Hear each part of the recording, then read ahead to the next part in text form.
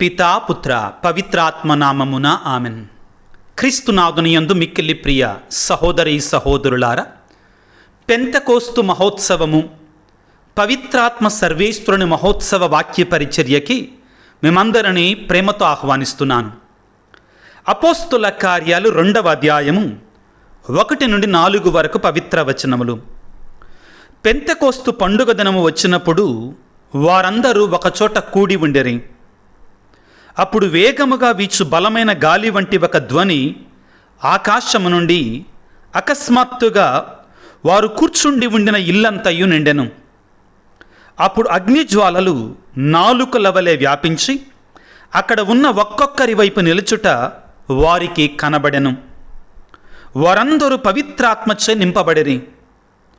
అప్పుడు పవిత్రాత్మ వారికి శక్తిని అనుగ్రహించిన కొలది వారు అన్య భాషలలో మాట్లాడసాగిరి.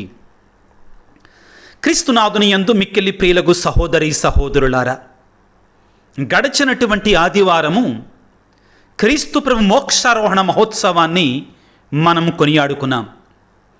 ఈ ఆదివారం రోజున యావత్ కథోలిక శ్రీసభ పరిశుద్ధాత్మ సర్వేశ్వరుడు ఆది అపోస్తుల మీదకి అద్భుత రీతిగా వేంచేసినటువంటి మహోత్సవాన్ని కొనియాడుకుంటున్నాం. ప్రియులారా, ఏమిటి ఈ పండగలో ఉన్న పరమార్థం? పరిశుద్ధాత్మ సర్వేశ్వరుడు మన మీదకి వేంచేసి వచ్చి మనల్ని ఏ విధముగా రూపాంతరము చెందేటట్లుగా చేస్తాడు, మనకు శక్తిని, బలాన్ని, ఆత్మ అనుగ్రహాలని ప్రసాదిస్తాడు అనే అంశాలని ధ్యానించుకోవటానికి ప్రయత్నం చేద్దాం. ప్రియులారా, 15వ శతాబ్దములో ఇటలీ దేశములో మైకల్ యాంజెలో అనేటువంటి చిత్రకారుడు, గొప్ప శిల్పి, కవి, ఇంజనీర్ అయినటువంటి మహామేధావి జీవించాడు. ఈనాడు కూడా మనం ఇటలీ దేశం రోము నగరం మనం వెళితే ఈ మైకల్ యాంజెలో చెక్కినటువంటి బహుసుందరమైనటువంటి శిల్పాలు మనము చూస్తూ ఉంటాం. ప్రియులకు దేవుని బిడ్డలారా, ఈ మైకల్ యాంజెలోకి ఒక మంచి అలవాటు ఉండేది.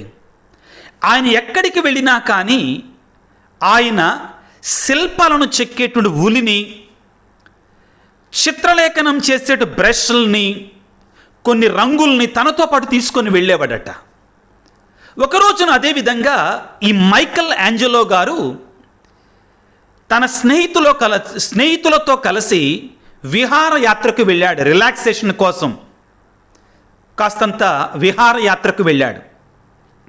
ఆ విధంగా వెళుతున్న సమయంలో వారందరూ కూడా స్నేహితులతో పాటు నడిచి వెళుతుండగా వారి మార్గముల మధ్యలో ఒక పెద్ద పాలరాయి కనబడింది, ఒక బండరాయి కనబడింది. ఆ రాయిని చూసి తదేకంగా ఈ మైకల్ యాంజెలో గారు తన స్నేహితులతో ఈ విధంగా అంటం ప్రారంభించాడు. ఆ రాయిలో చూడండి, ఎంత సుందరమైన అందమైనటువంటి దేవదూత స్వరూపం ఉందో అన్నాడు. అక్కడ ఉన్నట్టు మిగిలినటువంటి స్నేహితులు అన్నారు, అక్కడ దేవదూత బొమ్మ ఎక్కడుంది, అక్కడ దేవదూత స్వరూపం ఏడుంది? వంకర టెంకర తిరిగినటువంటి, చుట్టూ కూడా దుమ్ము ధూళి మురికి, ఆ చెట్టు యొక్క ఆకులు పడినటువంటి ఒక పనికిరానటువంటి రాయి ఉంది, అక్కడ దేవదూత బొమ్మ ఎక్కడ ఉంది అనగానే మైకల్ యాంజెలో గారు అన్నారట, మీరు ముందుకు నడిచి వెళ్ళండి, 3 గంటల తర్వాత తిరిగి రండి అని చెప్పాడట. వారు అలా విహారయాత్ర చేసుకుంటూ 3 గంటల పాటు నడిచి మరలా తిరిగి వచ్చేసరికి ఆ రాయి స్థానములో ఒక సుందరమైన అందమైనటువంటి దేవుని యొక్క దూత యొక్క స్వరూపం అక్కడ కనబడిందట. వారు సంభ్రమాశ్చర్యాలతో నిండిపోయారు. మైకల్, అసలు ఈ స్వరూపం ఎక్కడి నుంచి వచ్చింది అంటే ఆ రాయిలోనే దాగి ఉంది. ఎలా సాధ్యమైందయ్యా ఇది నీకు అంటే, నా ఉలితో దాని మీద ఉన్నటి చెడునంతటిని చెక్కివేశాను, దాని మీద ఉన్నటి చెడునంతటిని కాల్చివేశాను, దాని మీద ఉన్నటువంటి చెడునంతటిని కూడా చెక్కివేసి దాని లోపల దాగి ఉన్నటువంటి ఈ సుందరమైనటువంటి దేవుని యొక్క దూత స్వరూపాన్ని బయటికి తీసుకొని వచ్చాను అని చెప్పాడు. క్రీస్తునాథుని యందు మిక్కిలి ప్రియులకు సహోదరి సహోదరులారా, పెంతెకోస్తు మహోత్సవము పవిత్రాత్మ సర్వేశ్వరుని యొక్క మహోత్సవం అంటే ఇదే ప్రియులారా. ఏమిటి అంటే, పరిశుద్ధాత్మ సర్వేశ్వరుడు ఆది అపోస్తలుల మీదకి వేంచేసి వచ్చినప్పుడు వారిలో ఉన్న బలహీనతలను తీసివేశాడు, వారిలో ఉన్న భయాలను తొలగించాడు, వారిని శక్తిమంతులుగా మార్చాడు, మహాపరిశుద్ధులుగా మార్చాడు. భయాన్ని తొలగించి క్రీస్తు కొరకై అవసరమైతే మరణించటానికి కూడా సిద్ధమయ్యేటట్లుగా వారిని తయారు చేశాడు. ప్రభునందు ప్రియులారా, జ్ఞానస్నానములో బాప్తిస్మములో మనందరము కూడా ఈ పరిశుద్ధాత్మను పొందుకున్నాం. క్రీస్తు భగవానుడు మనందరికీ కూడా ఈ పవిత్రాత్మ వరాన్ని అనుగ్రహించాడు. ప్రియులకు దేవుని బిడ్డలారా, ఈ సందర్భంలో ముఖ్యముగా ఈ పెంతెకోస్తు మహోత్సవ సందర్భంగా 3 ముఖ్యమైన అంశాలని ధ్యానం చేసుకోవటానికి ప్రయత్నం చేద్దాం ప్రియులారా. ఏమిటి అవి అంటే, మొదటిగా పరిశుద్ధాత్మ గూర్చినటువంటి దేవుని యొక్క వాగ్దానము, రెండవది ఆ దేవుని యొక్క వాగ్దానం యొక్క నెరవేర్పు, మూడవది ఆ పరిశుద్ధాత్మ ఫలాలు. ఈ మూడిటిని గురించి ఈ వాక్య పరిచర్యలో ఈ పరిశుద్ధాత్మ పండగ సందర్భంగా ధ్యానించుకోవటానికి ప్రయత్నం చేద్దాం ప్రియులారా. యోహాను సువార్త 14వ అధ్యాయం 18వ వచనములో యేసు మరణింపక పూర్వము ఆది అపోస్తలులకి వాగ్దానం చేశాడు. ఏమని? నేను మిమ్ము అనాథలుగా విడిచిపెట్టను, మీ కొరకు నేను ఒక ఆదరణకర్తను పంపిస్తాను అని పలికాడు. ఎవరు ఈ ఆదరణకర్త? మనం చెప్పుకున్నట్లుగా పరిశుద్ధాత్మ సర్వేశ్వరుడు. క్రీస్తు భగవానుడు ప్రియులారా, తాను ఈ లోకాన్ని విడిచి వెళ్ళవలసిన సమయం ఆసన్నమైనదని తెలుసుకొని శిష్యులు భయాందోళనతో ఉంటారని తెలిసి వారికి త్రిత్వములో 3వ వ్యక్తి అయినటువంటి పవిత్రాత్మ సర్వేశ్వరుని యొక్క వాగ్దానాన్ని ఇస్తున్నాడు. యోహాను సువార్త 14వ అధ్యాయము 18వ వచనములో, నేను మిమ్ము అనాథలుగా విడిచిపెట్టను, నేను మీ వద్దకు తిరిగి వత్తును అని పలికాడు. ఎలా వస్తాడు? పవిత్రాత్మ రూపములో వేంచేసి వస్తాడు. ఈ వాక్యానికి ఇంకా బలాన్ని చేకూర్చటానికి ప్రియులారా, యోహాను సువార్త 14వ అధ్యాయము 16, 17 వాక్యాలు చదువుకుందాం. నేను తండ్రిని ప్రార్థింతును, మీతో ఎల్లప్పుడూ ఉండుట కొరకు మరొక ఆదరణకర్తను మీకు ఆయన అనుగ్రహించును, ఆయన సత్యస్వరూపియగు ఆత్మ. ఇది క్రీస్తు భగవానుడు వాగ్దానము నచ్చినటువంటి మాటలు పిల్ల రానున్నటువంటి పరిశుద్ధాత్మను గురించి. అదే పవిత్రాత్మ సర్వేశ్వరుని గురించి యోహాను సువార్త 15వ అధ్యాయము 26వ వచనములో యేసు ప్రభు ఈ రీతిగా వాగ్దానం చేస్తున్నాడు. నేను తండ్రి వద్ద నుండి మీ వద్దకు పంపనున్న ఓదార్చువాడును, తండ్రి వద్ద నుండి వచ్చు సత్య స్వరూపియకు ఆత్మ వచ్చినప్పుడు ఆయన నన్ను గూర్చి సాక్ష్యమిచ్చును. ఏమర్థమవుతుంది ఈ వాక్యాలు మనం చదువుతున్నప్పుడు? క్రీస్తు భగవానుడు తాను మరణింపక పూర్వమే తాను పంపనున్నటువంటి పరిశుద్ధాత్మను గురించి శిష్యులకు ఎరుకపరిచాడు. నేను మిమ్మల్ని అనాథలుగా విడిచిపెట్టను, మీతో ఉండుటకు, మీకు సహాయము చేయుటకు, మిమ్మల్ని బలసంపన్నులను చేయుటకై శక్తి స్వరూపుడైనటువంటి పరిశుద్ధాత్మను మీకు ప్రసాదిస్తాను అని క్రీస్తు భగవానుడు వాగ్దానం చేస్తున్నాడు పిల్లారా. యోహాను సువార్త 16వ అధ్యాయము 7వ వచనములో ఈ విధంగా సెలవిస్తూ ఉన్నాడు. నేను వెళ్ళుట మీకు శ్రేయస్కరమని మీతో నిజముగా చెప్పుచున్నాను. ప్రభువు శిష్యులతో అంటున్నాడు, నేను వెళ్ళబోతున్నాను మీ దగ్గర నుంచి. తన మరణాన్ని గురించి మాట్లాడుతున్నాడు.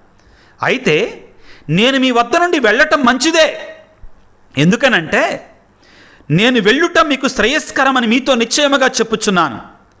నేను వెళ్ళనిచ్చో ఓదార్చువాడు మీ వద్దకు రాడు, నేను వెళ్ళినచో ఆయనను మీ వద్దకు పంపుదును అని పలుకుతున్నాడు. 8వ వచనములో ఆ పరిశుద్ధాత్మ వచ్చి పాపమును గూర్చి, నీతిని గూర్చి, లోకమును గూర్చి, తీర్పును గూర్చి మీకు తెలియజేస్తాడు అని చెప్తున్నాడు. ప్రియులారా, ఈ పవిత్రాత్మ వాగ్దానం ప్రియులారా దేవుడే యేసు ప్రభు మనకి ఇచ్చినట్టు వాగ్దానం. కాబట్టి ప్రథమంగా మనం ఈ పండగ రోజున తెలుసుకోవాల్సింది ఏమిటి అంటే, స్వయంగా క్రీస్తు భగవానుడే శిష్యులకు తోడుగా ఉండటానికి, వారిని బలసంపన్నం చేయటానికి, వారిలో ఉన్న బలహీనతలను తీసివేసి వారు సాక్షులుగా మారడానికి వాగ్దానము చేస్తున్నాడు, పరిశుద్ధాత్మను పంపిస్తానని. ఇదిగో యోహాను సువార్త 16వ అధ్యాయం 13వ వచనములో, సత్య స్వరూపియకు ఆత్మ వచ్చినప్పుడు మిమ్మల్ని సంపూర్ణ సత్యమునకు నడిపించును. ఆయన తనంతట తాము ఏమీయూ బోధింపక తాను వినిన దానినే మీకు బోధించును. ప్రియులారా, ఈ పవిత్రాత్మ దేవుని క్రీస్తు ప్రభు వాగ్దానం చేయటం మాత్రమే కాదు, ఆ పవిత్రాత్మ దేవుడు ఏం చెయ్యబోతున్నాడు కూడా తెలియజేస్తున్నాడు. ఆయన మీకు తోడుగా ఉంటాడు, ఆదరణనిస్తాడు, ఓదారుస్తాడు, మిమ్మల్ని శక్తి సంపన్నం చేస్తాడు, మీలో ఉన్న భయాలను తొలగిస్తాడు, మిమ్మల్ని సాక్షులుగా మారుస్తాడు. దీనికి సంబంధించి అపోస్తుల కార్యాలు 1వ అధ్యాయంలో ప్రియులారా, ఇదిగో క్రీస్తు మోక్షారోహణమయ్యేటప్పుడు ఒక మాట పలికాడు. ఏమిటి? అపోస్తుల కార్యాలు 1వ అధ్యాయము 4వ వచనములో, ఆయన వారితో ఉన్నప్పుడు వారికి ఇట్లు ఆజ్ఞాపించను, మీరు యెరూషలేమును విడిచి వెళ్ళక నేను మీకు తెలియపరచినట్టి నా తండ్రి చేసినట్టు వాగ్దానము కొరకు వేచి ఉండండి. ఏమిటి తండ్రి చేసిన వాగ్దానము? పరిశుద్ధాత్మ. ఎలయన యోహాను నీటితో బాప్తిస్మం ఇచ్చిన, కానీ కొన్ని దినములలో మీరు పవిత్రాత్మ చేత జ్ఞానస్నానమును పొందబోచున్నారు. క్రీస్తు ప్రభు వాగ్దానం చేసింది ఏంటిది? ఈ రానుండ పరిశుద్ధాత్మ. ఇప్పుడు ప్రియులారా, మనం ఆ క్రీస్తు ప్రభు వాగ్దానం చేసిన వాగ్దానం యొక్క నెరవేర్పును గురించి తెలుసుకుందాం. ఈనాటి సువిశేషం యోహాను సువార్త 20వ అధ్యాయము 19వ వచనాన్ని చదువుకుందాం. యేసు ప్రభు ఉత్థానమైన తర్వాత జరుగుతున్నటువంటి మొట్టమొదటి దర్శనం, ఉత్థాన క్రీస్తు దర్శనాన్ని ఇస్తున్నాడు. యోహాను 20:19 వచనం. అది ఆదివారము సాయం సమయం. యూదుల భయము చేత శిష్యులు ఒకచోట తలుపులు మూసుకొని ఉండిరి. యేసు వచ్చి వారి మధ్య నిలువబడి, మీకు శాంతి కలుగునుగాక అని పలికెను. 22వ వచనంలో, అట్లు పలికి ఆయన వారి మీద శ్వాసను ఊది పవిత్రాత్మను పొందుడు అని పవిత్రాత్మని వారికి అనుగ్రహిస్తున్నాడు. ఆ తరువాత ఈనాటి మొదటి పట్టణమైనటువంటి అపోస్తుల కార్యాలు 2వ అధ్యాయము 1వ వచనం నుంచి మనం చదువుకోవాలి. పెంతెకోస్తు పండుగ దినము వచ్చినప్పుడు వారందరూ ఒకచోట చేరి ఉండరి. అప్పుడు వేగముగా వీచు బలమైన గాలి వంటి ఒక ధ్వని ఆకాశం నుండి అకస్మాత్తుగా వారు ఉన్న ఇల్లంతయు నిండి ఉండెను. అప్పుడు అగ్నిజ్వాలలు నాలుకల వలె వ్యాపించి అక్కడ ఉన్న ఒక్కొక్కరి వైపు దిగి రావటం చూస్తున్నారు. పరిశుద్ధాత్మను వాగ్దానం చేశాడు యేసు మరణించటానికి ముందుగా. మరణించి మోక్షారోహణమైన తర్వాత, ఉత్థానమైన తర్వాత కూడా ఆ పరిశుద్ధాత్మను వారికి అనుగ్రహిస్తున్నాడు. పిల్లారా, చాలా ముఖ్యమండి. ముందుగా అర్థం చేసుకోవాలి సబ్జెక్టుని. ఏం జరుగుతుంది ఈ పండగ రోజున? పవిత్రాత్మను వాగ్దానం చేశాడు యేసు ప్రభు. ఈనాడు ఈ పండగ రోజున ఆ పరిశుద్ధాత్మ సర్వేశ్వరుడు వారి మీదకి వేంచేసి వస్తున్నాడు. వేంచేసి వచ్చిన తర్వాత వాగ్దానము, నెరవేర్పు, 3వ దానిలోనికి మనం వెళుతున్నాం. ఇప్పుడు ముఖ్యంగా ఆ వాగ్దానము నెరవేర్చబడిన తర్వాత ఆ వాగ్దానం యొక్క ఫలాలను వాళ్ళు పొందుకుంటున్నారు. ఎలా ఉన్నాయి అంటండి ఆ ఫలాలు? వాక్యాన్ని చదువుకుందాం. అపోస్తుల కార్యాలు 2వ అధ్యాయం 4వ వచనములో, వారందరూ పవిత్రాత్మ చేత నింపబడిరి. అప్పుడు పవిత్రాత్మ వారికి శక్తిని అనుగ్రహించిన కొలది వారు అన్య భాషలలో మాట్లాడసాగిరి. పరిశుద్ధాత్మ వారి మీదకి వేంచేసి వచ్చినప్పుడు ఏం జరుగుతుంది? అప్పటి వరకు పిరికివారుగా భయముతో తలుపులు మూసుకొని బంధించుకొని ఉన్నటువంటి వారు ఇప్పుడు బాహాటంగా బయటికి వస్తున్నారు. పిరికితనం ఏమైంది? కాల్చివేయబడింది ఆత్మఅగ్నిలో. భయం ఏమైంది? ఆత్మఅగ్నిలో కాల్చివేయబడింది. బంగారాన్ని ప్రియులారా, ఇంత ముడి సరుకులను తీసుకొని కాలవగా చెడంతా కూడా పోతుంది. చివరికి ఇంత స్వచ్ఛమైన బంగారం మిగులుతుంది. అదేవిధంగా అపోస్తులలో ఉన్న భయాలు కాల్చివేయబడ్డాయి ఆ పరిశుద్ధాత్మ అగ్ని చేత. అపోస్తులలో ఉన్న పిరికితనం అనేటువంటిది కాల్చివేయబడింది. ఆత్మ అగ్ని చేత వాళ్ళు నింపబడ్డప్పుడు వారిలో ఉన్న రగిలే ధైర్యం, సాక్షిభూతమైన జీవితం బయటికి వచ్చాయి. అందరూ ముందుకు వచ్చి సాక్ష్యం పలుకుతున్నారు. ప్రియులారా, వాక్యాన్ని చదువుకుంటే అపోస్తుల కార్యాలు 3వ అధ్యాయం 14వ వచనములో, అప్పుడు పేతురు ఆ 11 అపోస్తులు లేచి నిలవబడి ఆ ప్రజా సమూహమును ఉద్దేశించి బిగ్గరగా ప్రసంగింపనారంభించిరి. ఎవరు? ఈ చెట్టుకొకరు పుట్టకొరగా పాలిపోయినటువంటి అపోస్తుల వాక్యం చెప్పేది వీళ్ళేనా? ఆశ్చర్యం వేస్తుంది. ఆయన ఎవరో నాకు తెలియదని 3 సార్లు బొంకిన పేతురు మాట్లాడుతున్నాడు ఇక్కడ. ఎలా వచ్చిందండి ఈ ధైర్యం? ఎలా వచ్చిందండి ఈ శక్తి? మరొక వాక్యాన్ని మీకు చదువుతాను మరొకసారి. యోహాను సువార్త 20వ అధ్యాయం 19వ వచనంలో, అది ఆదివారము సాయం సమయం యూదుల భయము చేత శిష్యులు ఒకచోట తలుపులు మూసుకొని ఉండిరి. భయముతో తలుపులు బిగించుకొని ఉన్నారు. ఈ భయముతో ఉన్నట్టు అపోస్తులు ఏం చేస్తున్నారు? ఇప్పుడు ముందుకు వచ్చి ప్రసంగించటం ప్రారంభిస్తున్నారు పిల్లారా. ఆ తరువాత అంటండి, పేతురు గారు ప్రసంగం చేస్తే ఏం జరుగుతుందో చూడండి పిల్లారా ఒక్కసారిగా. అపోస్తుల కార్యాలు 2వ అధ్యాయం 40వ వచనంలో, ఇంకను పలు విధములైన మాటల ప్రేరణతో దుర్మార్గులకు ఈ జనుల నుండి వేరై రక్షణ పొందుడు అని వారిని పేతురు హెచ్చరించను. అతని ప్రబోధమును, అతని ప్రసంగాన్ని విని విశ్వసించిన వారిలో అనేకులు జ్ఞానస్నానం పొందిరి. ఆ దినము రమారమి 3000 మంది సంఘములో చేర్చబడిరి. అద్భుతం జరుగుతుంది పిల్లారా. ఆశ్చర్యకార్యాలు జరుగుతున్నాయి పిల్లారా. పరిశుద్ధాత్మ వారి మీదకి వేంచేసి వచ్చినప్పుడు ప్రియులారా, వారు శక్తి సంపన్నులయ్యారు. భయాలు పోయాయి. ధైర్యంతో నింపబడ్డారు. క్రీస్తుకు సాక్షులుగా మారారు. గొప్ప వేద సాక్షులుగా, ప్రసంగికులుగా మారిపోయారు. ఇంకొక మాట చదువుదాం ప్రియులారా. అపోస్తుల కార్యాలు 4వ అధ్యాయం 19వ వచనంలో, వారు దేవుని యొక్క వాక్యాన్ని బోధిస్తూ ఉండగా ప్రియులారా, పేతురుని కొంతమందిని పట్టారు. పట్టుకొని ఈ యూదుల యొక్క న్యాయ విచారణ సభ ముందు నిలబెట్టారు. ఏం జరుగుతుంది అప్పుడు? మీరు ఆయన పేరిట మాట్లాడకూడదో, యేసు ప్రభు గురించి బోధించకూడదో అని వాళ్ళని బెదిరిస్తే పేతురు గారు ఏమన్నారో తెలుసా? అపోస్తుల కార్యం 4వ అధ్యాయం 19వ వచనంలో, మేము మీ మాట పాటించాలా లేక దేవుని మాట పాటించాలా? దేవుని దృష్టిలో ఏది సమంజసమో మీరే నిర్ణయించుకోనండి అని చెప్పి, ఎలయనా మేము మా కనులారా చూసిన దానిని, చెవులారా విన్న దాని గురించి మాట్లాడకుండా ఉండమో అని కర్రాఖండిగా తెగేసి చెప్పేశారు. భయం లేదు ఇంకా వాళ్ళల్లో.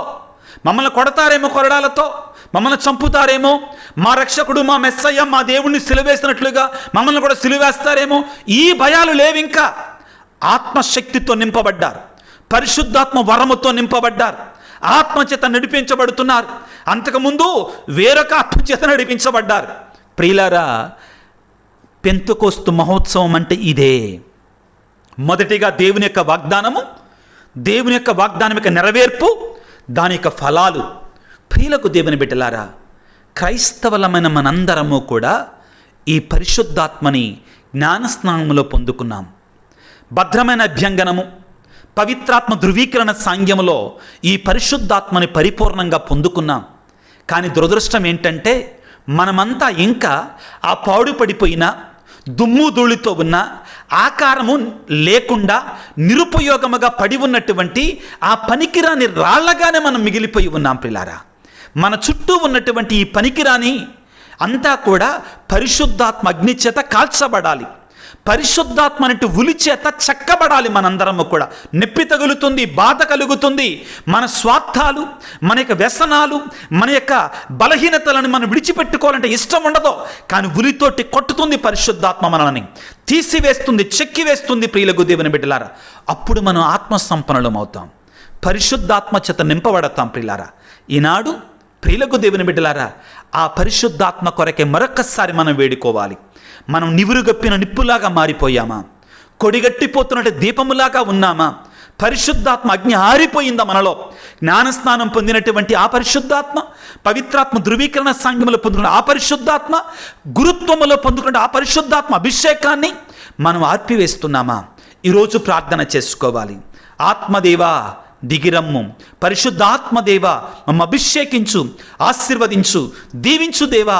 ఆనాడు ఆది అపోస్తులపైకి అగ్ని నాళకల రూపంలో వేంచేసి వచ్చినట్టు దేవా, మా స్త్రీ సభను యొక్క అగ్నితో కాల్చండి నాయన, చెడునంతటిని కాల్చివేయండి తండ్రి. మా పాపు గారిని అభిషేకించండి, మా బిషప్ గారిని అభిషేకించండి, మా గురువులను అభిషేకించండి, మా యొక్క ఉపదేశకులను అభిషేకించండి. వారి ద్వారా మీరు స్వచ్ఛమైన ఆత్మశక్తితో నింపబడినటువంటి, పరిశుద్ధాత్మతో నింపబడినటువంటి, ఫలింపబడేటువంటి వాక్యాన్ని మాకు బోధించేటట్లుగా, మమ్మందరిని కడిగేటట్లుగా నీ వాక్యాన్ని బోధించే గురువులుగా, ప్రార్థించి పనిచేసి పరిశ్రమించి పాటుపడేటువంటి గురువులుగా మా గురువులను మార్చండి నాయన, మా విశ్వాసాలను మార్చండి నాయన, మా సంఘాలను మార్చండి నాయన, నీ ఆత్మశక్తితో నింపండి తండ్రి అని ప్రార్థన చేసుకుందాం తలలు వంచి ప్రియులకు దేవుని బిడ్డలారా. సర్వశక్తిమంతుడా, సర్వోన్నతుడా, ప్రేమామయుడా, పెంతెకోస్తు మహోత్సవము, పవిత్రాత్మ మహోత్సవ వాక్య పరిచర్యలో మీరు మాకు ఇచ్చినట్టు వాక్యాన్ని బట్టి మీకు స్తోత్రాలు తండ్రి. మీరు వాగ్దానం చేసినట్టు పరిశుద్ధాత్మను మీరు నెరవేర్చారు. నెరవేర్చినటువంటి ఆ పరిశుద్ధాత్మ ద్వారా ఫలాలను ఇచ్చారు. పిరికి వారైనటువంటి అపోస్తులను ప్రభు శక్తి సంపన్నం చేశారు. ఏమి చాతగనటువంటి అపోస్తుల ద్వారా మహా గొప్ప అద్భుత కార్యాలు చేశారు తండ్రి. చనిపోయిన వారిని లేపారు. పేతురు గారు యూస్తికూసు అనేటువంటి వ్యక్తి, కుర్రవాడు చనిపోతే లేపి నిలబెట్టాడు ప్రభువా. ఇదిగో పేతురు గారు నడిచి వెళుతూ ఉండగా ఆయన నీడబడి ప్రభువా ఎంతోమంది స్వస్థతలు పొందుకున్నారు. ప్రభువా, ఈనాడు క్రైస్తవ్యం అనేటువంటిది ఆత్మ లేనటువంటి, పరిశుద్ధాత్మ లేనటువంటి క్రైస్తవ్యంగా, క్రైస్తవులుగా మారిపోతున్నటువంటి ఈ దినాలలో మరొక్కసారి తండ్రి నీ పరిశుద్ధాత్మను ప్రభువా, నీ అగ్నిని ప్రభువా మా మీద కొమ్మరెంప చేయండి. అగ్ని వర్షాన్ని వర్షింప చేయండి తండ్రి. నూతనీకరణను ప్రసాదించండి నాయన, నూతన ఉత్తేజాన్ని ప్రసాదించి దీవించి ఆశీర్వదించమని, మరి ముఖ్యంగా ప్రభువా ఈనాడు మా కొరకే ప్రార్థన చేయమని అడుగుతున్న ప్రతి బిడ్డను మీరు దీవించండి నాయన. ఈ వాక్య పరిచర్యని ఆలకిస్తున్నా, ఈ వాక్య పరిచర్యలో పాల్గొంటున్నా, ఈ వాక్య పరిచర్యలో ఆత్మాభిషేకాన్ని పొందుకుంటున్నటువంటి ప్రతి బిడ్డను కూడా ప్రభువా నీ పరిశుద్ధాత్మ చేత నింపండి, అభిషేకించండి, నీ అగ్ని చేత కాల్చివేయండి, నీ అద్భుతాలను ప్రసాదించమని మా ప్రభు అయిన క్రీస్తు ద్వారా వేడుకొనుచున్నాము తండ్రి. ఆమెన్. ప్రభువు మీతో ఉందురుగాక, మీ ఆత్మతో ఉందురుగాక. సర్వశక్తి గల సర్వేశ్వరుడు పిత, పుత్ర, పవిత్రాత్మ మిమ్ము మీ కుటుంబాలను చల్లగా దీవించి ఆశీర్వదించి కాపాడుదురుగాక. God bless you. దేవుడు మిమ్ము దీవించుగాక. ఆమెన్.